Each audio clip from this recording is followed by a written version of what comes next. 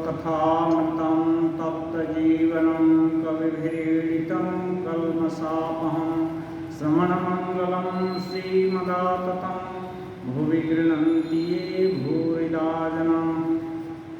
श्री रामकृष्ण वचनामृत। दक्षिणेश्वर में श्री रामकृष्ण देव का जन्मोत्सव है। आज बहुत सारे भक्त लोग उपस्थित हैं। एक गोसाई जी से स्वामी श्री रामकृष्ण देव बातचीत कर रहे हैं।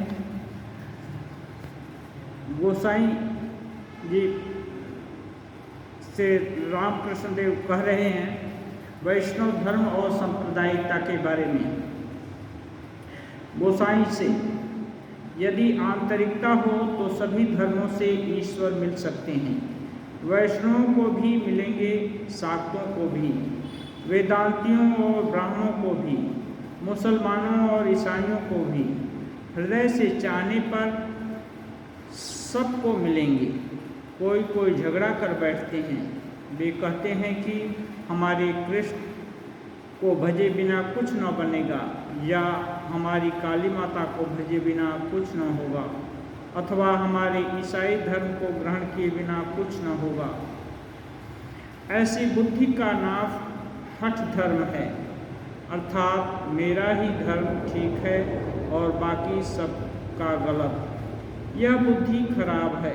ईश्वर के पास हम बहुत रास्तों से पहुंच सकते हैं। फिर कोई कहते हैं कि ईश्वर साकार है, निराकार नहीं। यह कहकर वे झगड़ने लग जाते हैं। जो वैष्णव हैं वह वेदांती से झगड़ता है। यदि ईश्वर के साक्षात दर्शन हों तो सब हाल ठीक बताया जा सकता है। जिसने दर्शन किए हैं वह ठीक जानता है कि भगवान साकार भी हैं और निराकार भी। वे और भी कैसे कैसे हैं यह कौन बतावे।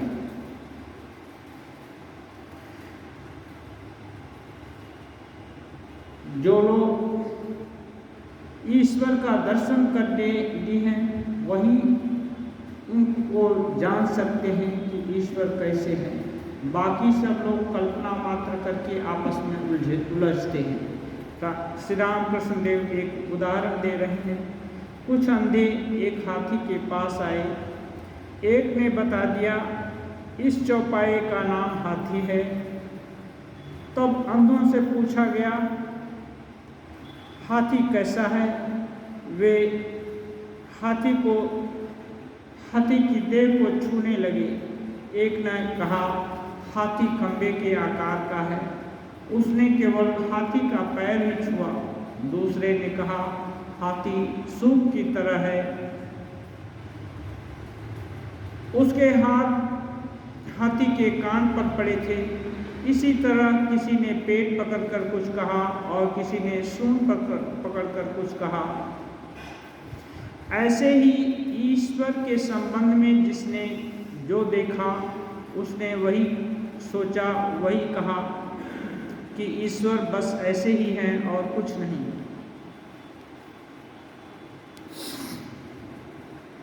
ईश्वर का दर्शन करने पर भी ईश्वर के हर आयाम को सब लोग नहीं देख पाते। श्री रामकृष्ण देव एक चींटी के और चीनी के पहाड़ की तुलना करते हैं। वो कहते हैं चींटी चीनी के पहाड़ के पास जाती है और जितना खाना है उतना खा लेती है। एक दो डेला उसका लेकर के अपने मान की तरफ जाती है और सोचती है कि अगली बार आने से पूरा चीनी का पहाड़ उठा ले जाऊंगी। यही लोग धारणा कर बैठते हैं कि ईश्वर इतने ही हैं। ठाकुर एक और उदाहरण देते हैं। एक आदमी शौच के लिए गया था। लौटकर उसने कहा मैंने पेड़ के नीचे एक सुंदर गिरगिट देखा। दूसरे ने कहा तुमसे पहले मैं उस पेड़ के नीचे गया था।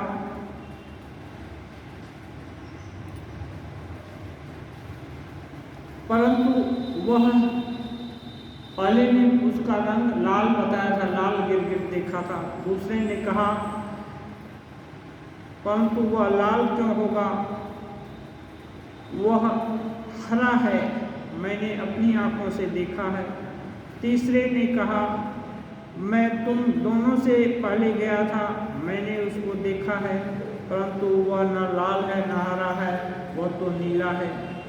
और दो थे, उसमें से एक ने बताया पीला, एक ने खाकी रंग बताया।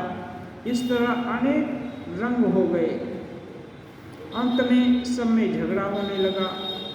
हर एक का यही विश्वास था कि उसने जो कुछ देखा है वही ठीक है। उनकी लड़ाई देखकर एक दूसरे व्यक्ति ने पूछा तुम क्यों लड़ रहे हो? जब उसने कुल हाल सुना तो उसने कहा मैं इस पेड़ के नीचे रहता हूँ और उस जानवर को मैं खूब पहचानता हूँ। तुम में से हर एक का कहना सच है। वह कभी हरा, कभी नीला, कभी पीला, कभी लाल, कभी अनेक रंग धारण करता है और कभी मैं देखता हूँ उसका कोई रंग नहीं है, निर्गुण है। इसलिए श्री राम कृष्ण देव भगवान के बहुत एस्पेक्ट का, जितने भी उस समय धर्म मत पथ प्रचलित थे, जितनी भावनाएं थी, वो सभी के अनुसार साधना किए और उनकी पद्धतियों को ठीक वैसे वैसे ही फॉलो किए आंतरिकता के साथ, और सभी रास्ते से जाकर देखे कि भगवान तक जाया जा सकता है। और वे भगवान के बहुत से स्वरूप के साक्षात्कार किए। इसलिए इस निष्कर्ष पर बहुत पहुंचे कि द्वैत अद्वैत हर साधना में श्री राम कृष्ण देव सिद्ध हुए।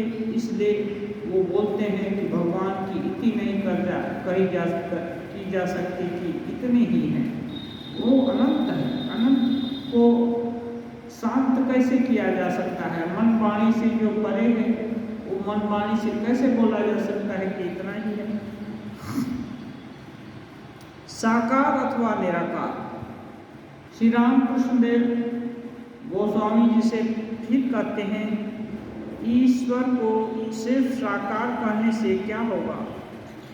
वे श्री कृष्ण की तरह मनुष्य रूप धारण करके आते हैं, यह भी सत्य है। अनेक रूपों से भक्तों को दर्शन देते हैं, यह भी सत्य है। और फिर वे निराकार अखंड सच्चिदानंद हैं, यह भी सत्य है। वेदों ने उनको साकार भी कहा है, निराकार भी कहा है, सगुण भी कहा है और निर्गुण भी। ठाकुर कहते हैं वेद जो अनंत ज्ञान राशि है, वे कहते हैं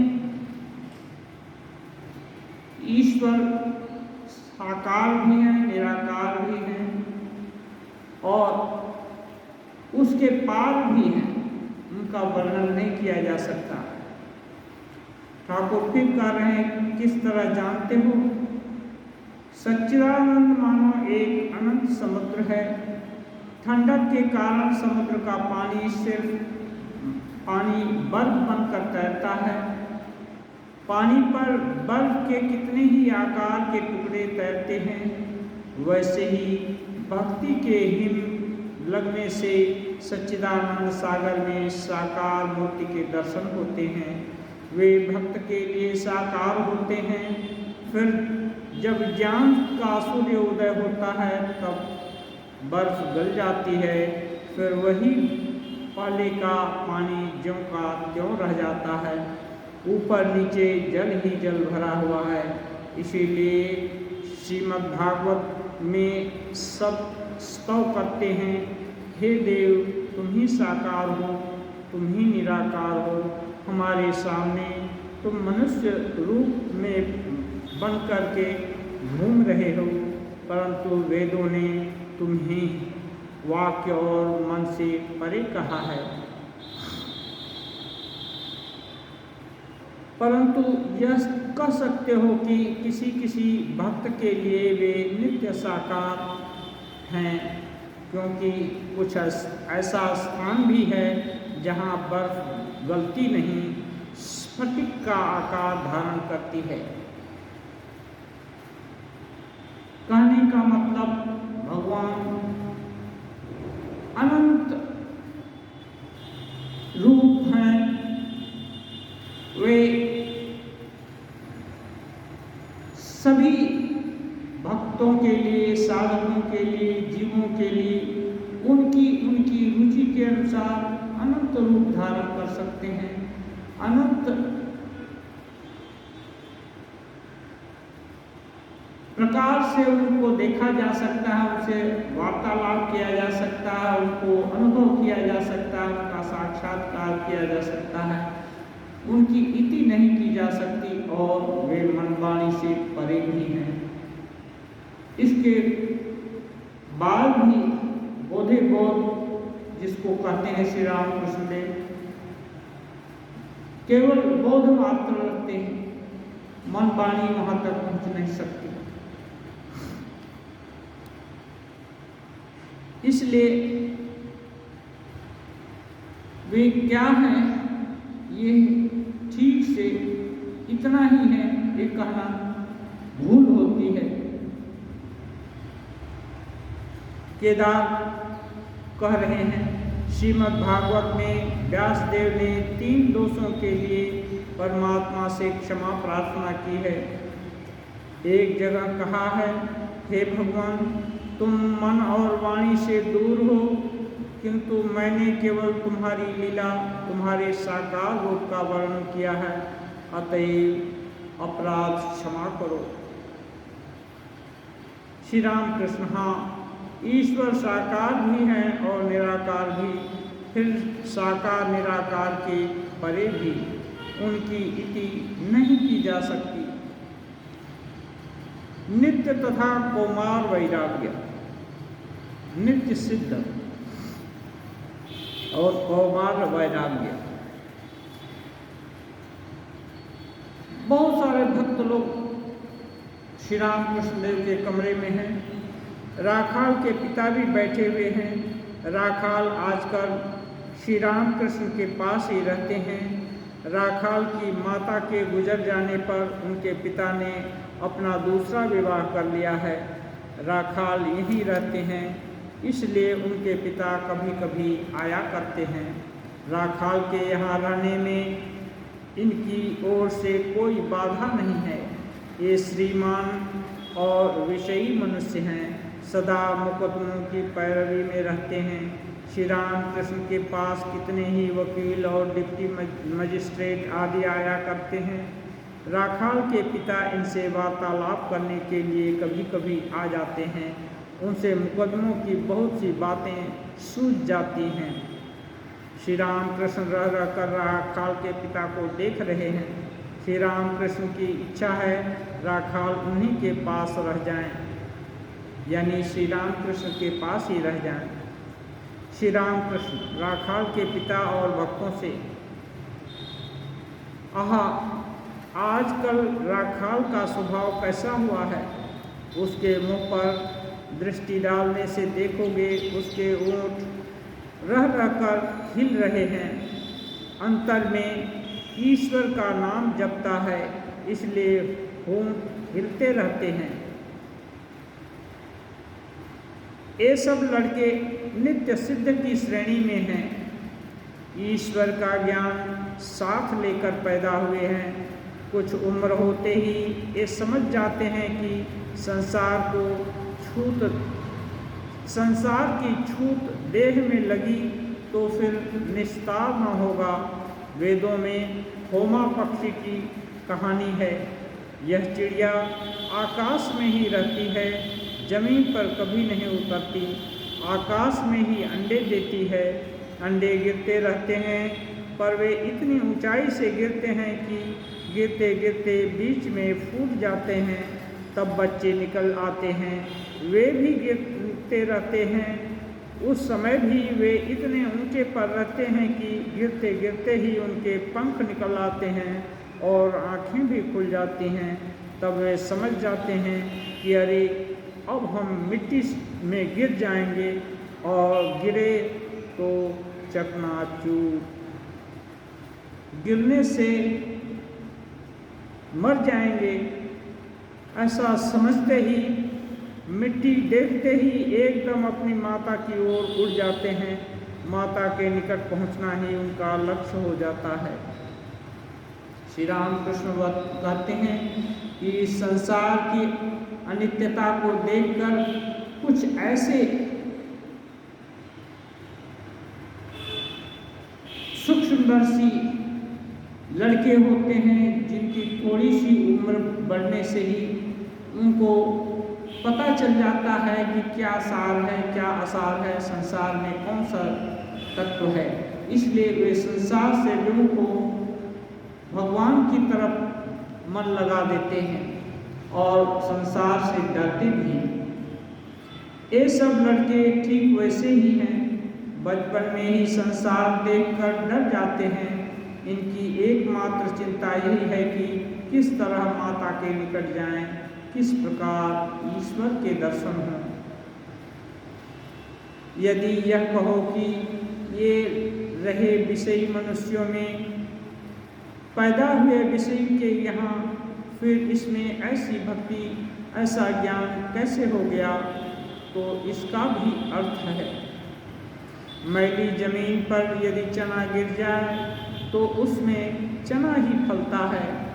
उस चने से कितने अच्छे काम होते हैं। मैली जमीन पर गिर गया है, इसलिए उससे दूसरा पौधा थोड़े ही निकलेगा। राखाल का स्वभाव आजकल कैसा हो गया है, और होगा भी क्यों नहीं। यदि सूरन अच्छा हुआ तो उसके अंकुर भी अच्छे होंगे। सभी लोग हंसते हैं, यानी जैसा बाप वैसा बेटा। श्री राम कृष्ण देव पुत्र की प्रशंसा कर रहे हैं पिता के सामने, जिससे पिता को लगे कि नहीं, उनके पुत्र का आदर सत्कार भी होता है। और वो श्री राम कृष्ण के पास जाने से मना नहीं करेंगे। मास्टर गिरीश से अलग होकर के कह रहे हैं, साकार और निराकार की बात कैसी समझाई है इन्होंने। जान पड़ता है वैष्णव केवल साकार ही मानते हैं। श्री राम कृष्ण देव इतनी विस्तार से साकार और निराकार की बात कर रहे हैं, क्योंकि वैष्णव लोग कृष्ण को छोड़कर और किसी को नहीं मानते, और वो भी आकार। इसलिए ठाकुर वो भी बोलते हैं कि ये भी सत्य है, और मानने से सदा साकार रूप भी रहते हैं, लेकिन उस साधक के लिए साकार रहेंगे, न कि सभी साधकों के लिए। जिनके दिल का ज्ञान सूर्य उदित हो गया है, वो निराकार स्वरूप भी देख सकता है, अनुभव कर सकता है, साक्षात्कार कर सकता है। इसलिए वो भगवान की स्तुति नहीं की जा सकती। गिरीन्द्र बोल रहे हैं, होगा वे एक ही भाव पर अड़े रहते हैं। यानी वैष्णव लोग एक ही भाव को लेकर रहते हैं, इसलिए श्री राम कृष्ण देव उसे अनेक प्रकार से समझा रहे हैं। मास्टर फिर सोच रहे हैं, नित्य साकार आप समझे, स्फटिक वाली बात मैं उसे अच्छी तरह नहीं समझ सका। नित्य साकार, वो गिरीन्द्र से पूछ रहे हैं कि नित्य साकार वाली बात आप समझे क्या, स्फटिक वाली बात। श्री राम कृष्ण कहते हैं कि कहीं कहीं ऐसा भी भक्ति इतनी गाढ़ी रहती है कि वहाँ नित्य साकार स्वरूप के दर्शन होते रहते हैं, और वो भी स्फटिक के माफिक क्लियर। ऐसा नहीं कि उसमें निराकार या और दूसरे आकार का ये है। जैसा कि श्री हनुमान जी कहते हैं कि यद्यपि श्रीनाथ और जानकीनाथ में कोई अंतर नहीं, फिर भी मैं तो भगवान को श्री राम के रूप में ही देखना चाहता हूँ। तो ऐसी यदि एकनिष्ठ श्रद्धा भक्ति किसी भक्त की हो, उसके लिए स्फटिक के समान ईश्वर साकार भी रहते हैं। श्री राम कृष्ण मास्टर से, क्योंकि तुम लोग क्या बातचीत कर रहे हो? मास्टर और गिरीन्द्र जरा हंसकर चुप हो गए। वृंदादासी रामलाल से, रामलाल अभी इस आदमी को मिठाइयाँ दो, हमें बाद में देना। वृंदादासी खुद मिठाई चाहती है, इसलिए बोल रही है अभी इनको दो, फिर बाद में हमको देना। श्री राम कृष्ण, वृंदा को अभी मिठाइयाँ नहीं दी गई? श्री राम कृष्ण आश्चर्यचकित होकर बोले कि वृंदा याद दिला रही है, इसका मतलब उसको मिठाई नहीं दिया गया। पंचवटी में कीर्तनानंद। दिन के तीसरे पहर भक्तगण पंचवटी में कीर्तन कर रहे हैं। आज श्री रामकृष्ण देव का जन्मदिन है। श्री रामकृष्ण भी उसमें मिल गए।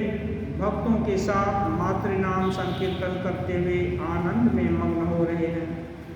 गीत का भावार्थ है, श्यामा माँ के चरण रूपी आकाश में मन की पतंग उड़ रही थी। कलुष की वायु से वह चक्कर खाकर गिर पड़ी। माया का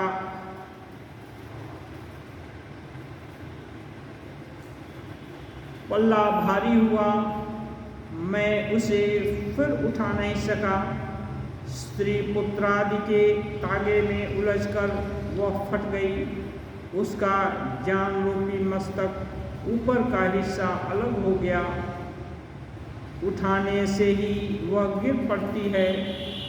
जब सिर ही नहीं रह गया तो वह उड़ कैसे सकती। साथ के 6 आदमियों की यानी काम क्रोध आदि की विजय हुई। यह भक्ति के तागे से बंधी थी। खेलने के लिए आते ही यह भ्रम सवार हो गया। नरेश चंद्र को इस हंसने और रोने से तो बेहतर आना ही न था। नरेश चंद्र एक साधक हुए। वे उनका गाना मणि माँ के चरण रूपी आकाश में मानो माँ का दिव्य ज्ञान में उनका मन रूपी पतंग भक्ति रूपी डोरी से बंध कर के उड़ रहा है, आनंद मना रहा है। ऐसे में कलुषित वायु आ गई, विषय की कलुषित वायु आ गई, उससे गिर पड़ और माया का चक्र पड़ा और उससे एक पतंग का शीर्ष भाग टूट कर गिर गया। कहते हैं ज्ञान ही नष्ट हो गया। जो भगवत माँ का जो सर्वत्र खेला है, ये जो दर्शन हो रहा था, ये बोध हो रहा था, ये सब समाप्त हो गया। इससे तो अच्छा था कि इस संसार में न आते।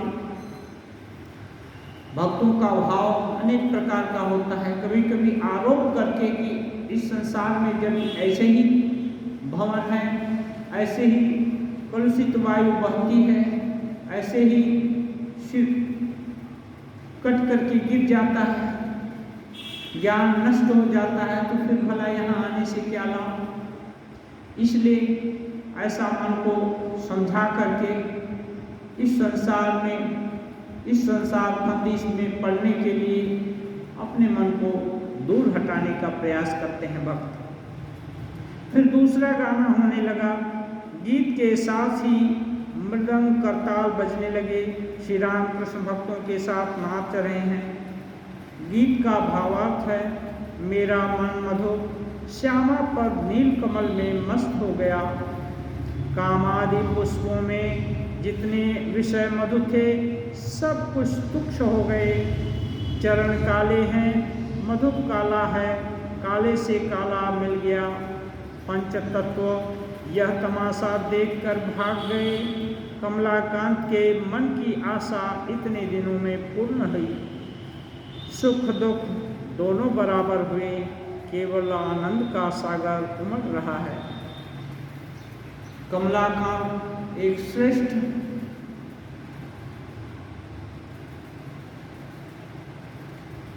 साधक हुए हैं। उनका जब साधना की उच्च अवस्था में भगवत लाभ हुआ तो बोलते हैं, मेरा मन मधु श्यामा पद नील कमल में मस्त हो गया। और जितने कामादि रिपु थे सभी तुक्ष हो गए, उनका महत्व खत्म हो गया, वे अपने रास्ते से हट गए। माँ का चरण भी काला है और मन मधु भी काला है। सब कुछ माँ के साथ मिलकर एकाकार हो गया। माँ के रंग में ही सब रंग गया। और जो पंच तत्व का ये भेद गत संसार था वो सब नष्ट हो गया। कमलाकांत की आशा इतने दिन में पूर्ण हुई, पूर्ण काम हुए और अब केवल आनंद का सागर ही उमड़ रहा है।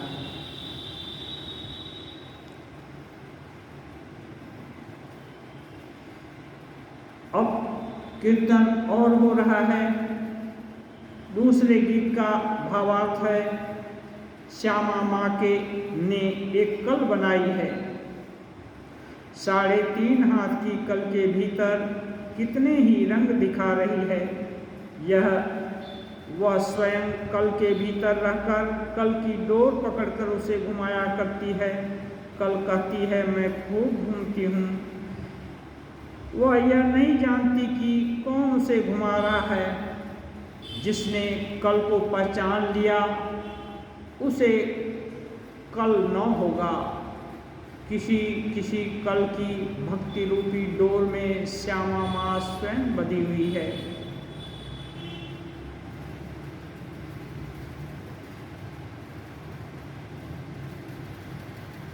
एक मनुष्य का शरीर एक ऐसा कल, ऐसा यंत्र हो गया जो 3.5 हाथ का है। माँ इसी 3.5 हाथ में विषय भोग भी कराती है नाना प्रकार के, और भगवत भक्ति, ज्ञान, वैराग्य, विवेक, इस सब का भी रंग दिखाती है। वह स्वयं इसके भीतर रह करके इस 3.5 हाथ के शरीर में रहकर इसकी डोर को पकड़ रही है, मानो इसको ही घुमा रही है। लोग समझते हैं मैं कर रहा हूँ, मैं विषय भोग रहा हूँ, मैं साधना कर रहा हूँ, मैं उन्नत हो रहा हूँ, मैं गिर रहा हूँ। इसको पहचानते नहीं। जिसने इसको पहचान लिया कि नहीं मैं नहीं, वही माँ सर्वशक्तिमती माँ इसको चला रही है। यदि ये जान लिया तो उसके लिए कल माने दूसरा दिन नहीं आने वाला है, क्योंकि वह अब अमर हो जाएगा। जो अमर हो गया उसके लिए सभी कल वर्तमान काल हो जाएंगे, फिर दूसरा कल आने वाला नहीं है। भक्त लोग आनंद करने लगे। जब उन्होंने थोड़ी देर के लिए गाना बंद किया तब श्री रामकृष्ण उठे इधर उधर अभी अनेक भक्त हैं। श्री राम कृष्ण पंचवटी से अपने कमरे की ओर जा रहे हैं। मास्टर साथ में हैं। बकुल के पेड़ के नीचे जब वे आए तब त्रैलोक्य से भेंट हुई। उन्होंने प्रणाम किया। श्री राम कृष्ण त्रैलोक्य से पंचवटी में वे लोग गा रहे हैं, एक बार चलकर देखो तो। त्रैलोक्यनाथ साम्याल अच्छे गायक थे। त्रैलोक्य कह रहे हैं मैं जाकर क्या करूं? ठाकुर वापस रूम में जा रहे हैं और त्रैलोक्य को बोल रहे हैं जाकर पंचवटी में देखूं। इसलिए उनको अच्छा नहीं लग रहा है, ठाकुर के साथ जाना चाहते हैं, इसलिए बोलते हैं कि मैं वहाँ जाकर क्या करूं? श्री रामकृष्ण बोलते हैं क्यों? देखने का आनंद मिलता है। जहाँ भक्त लोग भगवान का नाम लेकर के कीर्तन कर रहे हैं, आनंद मना रहे हैं, उसको देखने का आनंद मिलता है, इसलिए वहाँ एक बार जाकर देखो। त्रैलोक्य एक बार देख आया। त्रैलोक्य बोलते हैं कि एक बार देख कर आया हूँ, ये सब आनंद। हाँ, ये रामकृष्ण के साथ ही रहना चाहते हैं, इसलिए श्री रामकृष्ण बोलते हैं अच्छा ठीक है। श्री रामकृष्ण और गृहस्थधर 5:30 या 6 बजे का समय है। श्री रामकृष्ण भक्तों के साथ अपने अपने कमरे के दक्षिण पूर्व वाले बरामदे में बैठे हुए हैं, भक्तों को देख रहे हैं। श्री रामकृष्ण केदार आदि भक्तों से कह रहे हैं जो संसार त्यागी है वह तो ईश्वर का नाम लेगा ही, उसको तो और दूसरा काम ही नहीं। वह यदि ईश्वर का चिंतन करता है तो उसमें आश्चर्य की क्या बात है। वह यदि ईश्वर की चिंता न करे, यदि ईश्वर का नाम न ले तो लोग उसकी निंदा करेंगे। संसारी मनुष्य दूसरी तरफ, संसारी मनुष्य यदि ईश्वर का नाम जपे तो समझो उसमें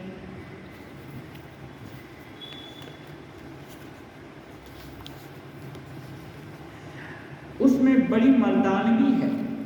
यदि संसारी मनुष्य ईश्वर का नाम जपे तो समझो उसमें मर्दानगी है, माने जीवनी शक्ति उसमें ज़्यादा है।